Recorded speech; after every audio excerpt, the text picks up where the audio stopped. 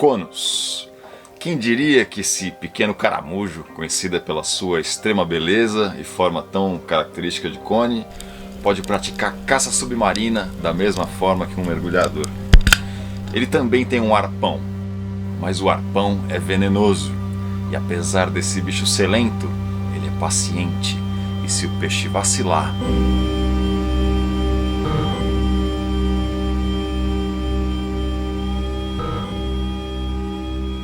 ele vai pra panela. Por essa beleza, as conchas viraram objeto de coleção, mas certas pessoas, encantadas sem dúvida, manusearam eles sem o devido cuidado, foram ferroadas e infelizmente vieram a falecer. Eu tinha 14 anos quando ouvi falar do Conos pela primeira vez, e passei a me perguntar quantas outras criaturas incríveis seria possível encontrar na natureza. Eu queria tanto explorar os encantos do mundo subaquático que eu passei então a devorar tudo que tinha a ver com os animais marinhos, querendo entender como é possível existir seres tão extraordinários e diversos que nem a mente mais brilhante seria capaz de inventar. A resposta para explicar toda a diversidade do planeta é bem conhecida e está no mecanismo de evolução das espécies elucidado pelo Charles Darwin. A seleção natural é a tal mente brilhante que é capaz de gerar diferentes organismos, um mais incrivelmente interessante e lindo que o outro. Existe um consenso na biologia que absolutamente todos os seres vivos do planeta descendem do mesmo exato ancestral, que surgiu há pelo menos 3,5 bilhões de anos atrás. Para entender um pouco mais sobre as possibilidades de diversidade que geraram um animal como o Conos, a gente vai olhar também alguns dos primos dele, que descendem do mesmo tataravô que viveu há 545 milhões de anos atrás.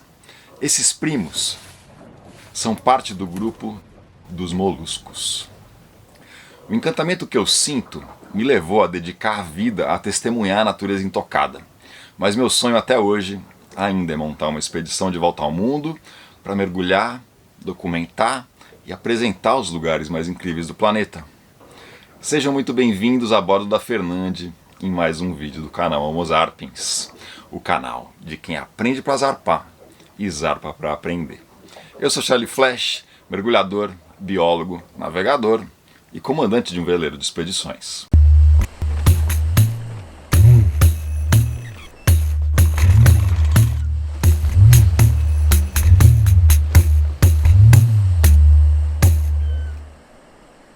O grupo dos moluscos é um dos grupos animais mais diversos que existe, variando em tamanho desde animais microscópicos, como esse nudibranquio, que completa o ciclo de vida no gelo da Antártica, até lulas gigantes que vivem nas grandes profundezas dos oceanos e pode atingir mais de 15 metros de comprimento e pesar mais de 500 quilos. Eu garanto que tem mais coisas interessantes sobre os moluscos do que você imagina. Você já deve ter ouvido falar que as lulas soltam uma tinta para fugir dos predadores e talvez até saiba que essa tinta é usada também na culinária. Mas sabia que ela já foi utilizada na antiguidade como tinta para escrita e que mais modernamente estudos apontam que ela pode ter propriedades antitumorais?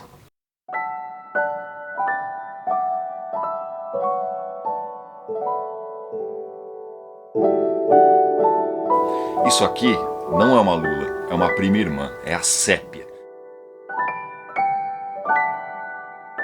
que também solta tinta e a cor adivinha qual é? Sépia.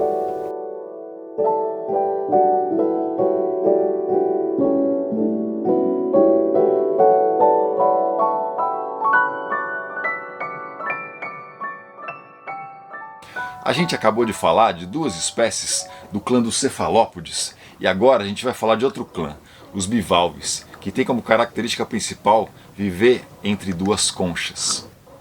Se você assistiu Piratas do Caribe, vai lembrar do famoso barco Black Pearl ou Pérola Negra. Sabia que esse nome vem da pérola de cor negra, produzida por uma espécie de ostra, e que a ilha de Mangareva, na Polinésia, é famosa por essa produção? Olha que lindo e intrigante esse outro primo aqui, com esse tamanho gigantesco. Sabia que essas cores incríveis existem porque eles incorporam dentro das suas próprias células algas unicelulares fotossintetizantes chamadas zooxantelas. E o exato mesmo processo também dá cor para os corais. E por falar em corais, são essas zooxantelas que, ao serem expulsas com o aquecimento demasiado das águas, causam o branqueamento desses corais, que geralmente morrem por causa disso. Os famosos mexilhões são inspiração para a construção de biomateriais por conta da sua extrema capacidade de se aderir muito firmemente às superfícies através dessas estruturas proteicas chamadas fios do bicho. Os caramujos pertencem ao clã dos gastrópodes. Hoje são conhecidas mais de 65 mil espécies vivas e mais de 15 mil no registro fóssil. Nem todos os gastrópodes têm concha, mas a maioria tem.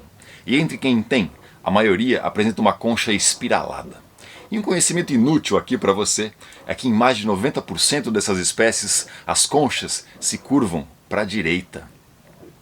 O aparecimento dessa concha espiralada na evolução mudou o jogo.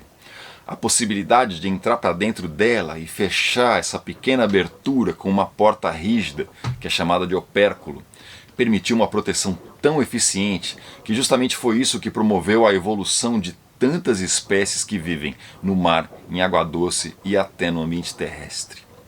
A concha é formada de proteína e carbonato de cálcio. Pausa. A formação de carbonato de cálcio na construção dessas conchas é um mecanismo importantíssimo de retirada de carbono da atmosfera e, portanto, a preservação desses animais é fundamental para o controle do aquecimento global.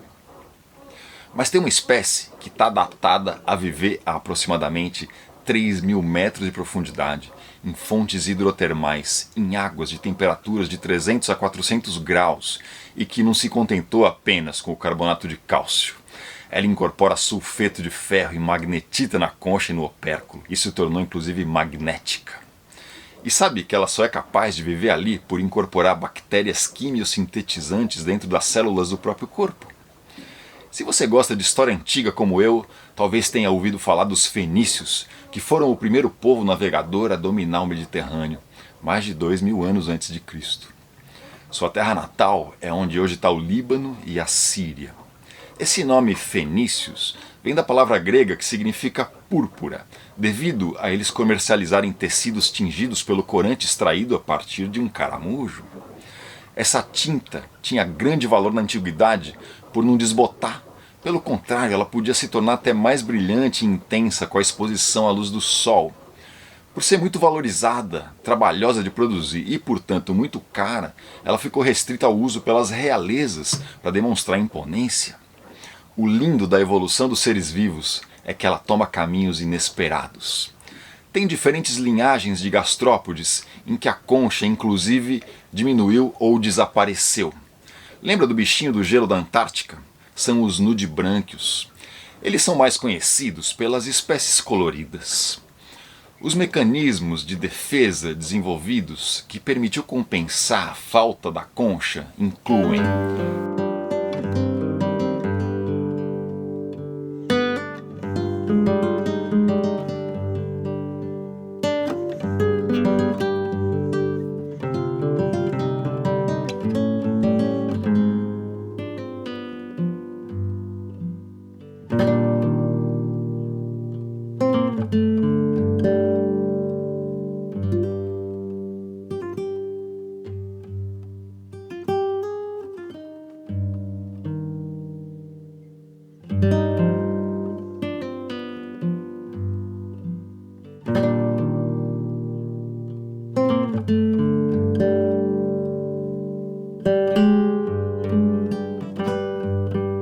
fuga por natação na coluna d'água, secreção de ácido sulfúrico,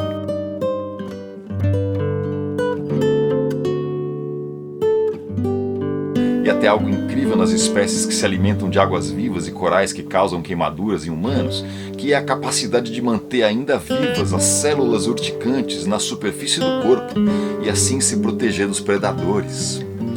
Essa coloração chamativa desses nudibrânquios ajuda a alardear para o mundo todo que eles não são flor que se cheire.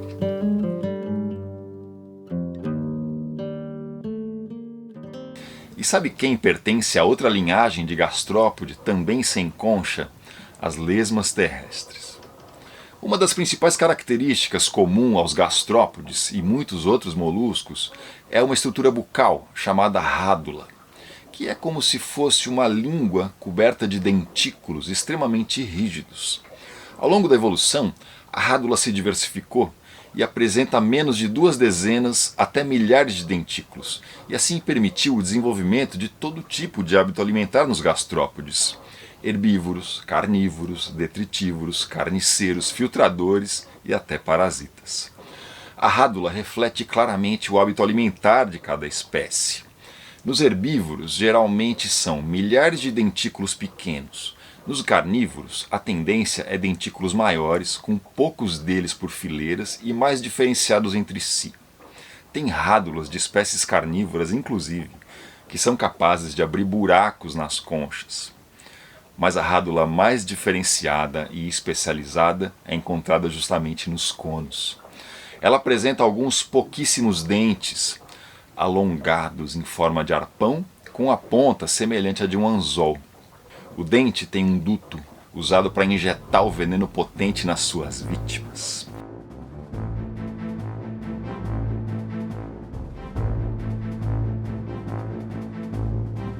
E não só o arpão é disparável, mas ele fica na ponta de uma probóscide altamente extensível que permite ao animal alcançar e penetrar áreas vulneráveis da presa. Os que se alimentam de peixes se enterram e não fazem nada até o peixe repousar sobre a areia.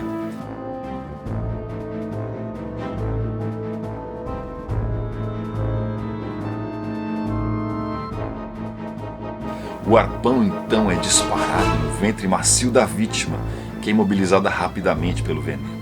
A probóscide é usada como um carretel que puxa o peixe de volta, que é mandado inteiro para dentro do trato digestivo. O veneno, que é chamado de conotoxina, tem ação neurotóxica, ou seja, ele ataca o sistema nervoso, causando paralisia muscular. E algumas espécies, como a gente já viu, podem causar morte em humanos. A primeira fatalidade conhecida data de aproximadamente 350 anos atrás, e até 2017 tinham sido registrados 141 casos de envenenamento, sendo 36 fatais. Nenhuma morte foi relatada entre 2000 e 2020. Os sintomas podem envolver ardor intenso no local da picada, abaixamento da pálpebra, visão turva, dificuldade de fala e deglutição, respiração ofegante e inconsciência. E tudo isso pode evoluir para parada respiratória entre 40 minutos a 5 horas depois da picada. Se tiver fraqueza muscular intensa logo depois de contato com o bicho, isso já é suficiente para levantar suspeitas e procurar ajuda médica. A curiosidade aqui é que todas as mortes são consideradas um acidente porque não existe registro do veneno ser usado para um assassinato. Mas o fato de não existir antídoto já despertou especulações que o veneno pudesse ser usado como arma biológica. Pelo fato de ter atividade farmacológica muito intensa, as conotoxinas vêm sendo pesquisadas intensamente. O componente mais conhecido delas chama ziconotídeo e foi isolado para tratamento de dores crônicas, está aprovado pelo FDA americano desde 2004 e já se mostra a principal alternativa ao uso de morfina, porque ele é não opioide e assim não causa drogadição ou depressão respiratória. Em altas doses, ele até pode causar efeitos colaterais severos, mas felizmente não fatais. Estudos vêm buscando o desenvolvimento de fármacos para tratamento de dor, epilepsia, doença cardíaca e diabetes, mas até 2020 nada ainda tinha sido aprovado clinicamente. E por atuar na musculatura, é bem possível que saia um novo botox. Os conos podem ser encontrados nos mares tropicais e subtropicais, mas eles têm sua maior diversidade no Indo-Pacífico, que é justamente onde estão as espécies mais perigosas para os humanos. São conhecidas mais de 1000 espécies, mas por volta de 20 apresentam perigo. Na costa brasileira, são conhecidas mais de 30 espécies, mas a gente tem um único relato de acidente que aconteceu em 2009 e que felizmente não foi fatal. Aconteceu com uma pessoa que sabia dos perigos do CONUS no Indo-Pacífico e que sabia que estava manuseando o CONUS, mas não sabia que podia ter o mesmo perigo por aqui, e coletou 2 indivíduos sem ter o devido cuidado. Ele notou uma perfuração pequena na mão, que foi seguida de formigamento e perda de sensibilidade e dificuldade de movimentação em todo o braço. Não teve dor nem sintomas como formigamento, alteração de consciência ou paralisia. Felizmente, tudo terminou depois de 12 horas, sem deixar nenhuma sequela. A espécie responsável pela picada chama Conus regius e ocorre desde o Caribe até o estado de São Paulo. O tamanho varia de 3 a 10 centímetros e o bicho come poliquetas. Mas tem outra espécie no Brasil que come peixe e, portanto, tem maior potencial de causar dano na gente. Ela chama Conus hermineus, mas felizmente não tem registro de acidentes com ela. Então agora você já sabe, se a beleza atrair atenção e tiver o formato cônico característico, testemunhe com cuidado, mas admire sem moderação.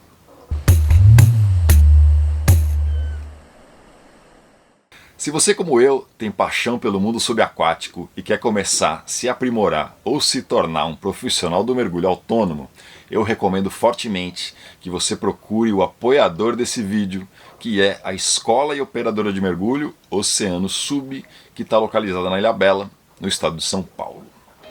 O mergulho é uma atividade extremamente segura se for feita corretamente, mas pode sim ser perigosa se você não sabe o que está fazendo. A Oceano é uma empresa séria que eu confio e que você pode ter certeza que vai cuidar do seu aprendizado da melhor maneira possível.